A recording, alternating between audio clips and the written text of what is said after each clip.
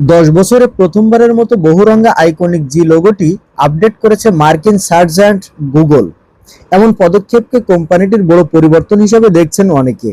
আগামী কয়েকদিনে কোটি কোটি মানুষ গুগলের আইকনে বদল দেখতে শুরু করবেন, কারণ এই আপডেটটি স্মার্টফোন, ট্যাবলেট ও অন্যান্য ডিভাইস জুড়ে গুগল ধীরে ধীরে চালু করছে বলে প্রতিবেদনে লিখেছে ব্রিটিশ দৈনিক ইন্ডিপেন্ডেন্ট।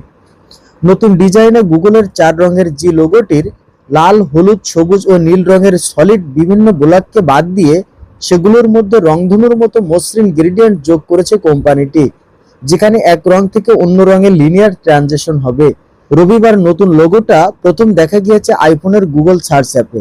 তারপর সোমবার গুগল অ্যাপের নতুন বেটা ভার্সনের মাধ্যমে অ্যান্ড্রয়েড ফোনেও এসেছে আপডেটটি।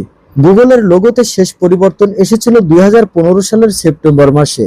ওই সময় আগের সেরিফ ফন্ট বাদ দিয়ে আধুনিক প্রোডাক্ট সব ফন্টের ব্যবহার শুরু করে কোম্পানিটি। সেই আপডেটেই প্রথমবারের মতো বর্তমান গোল আকৃতির জি আইকনটি নিয়ে আসে গুগল, যা আগে ছিল ছোট হাতের জি, সঙ্গে একটি নীল ব্যাকগ্রাউন্ড।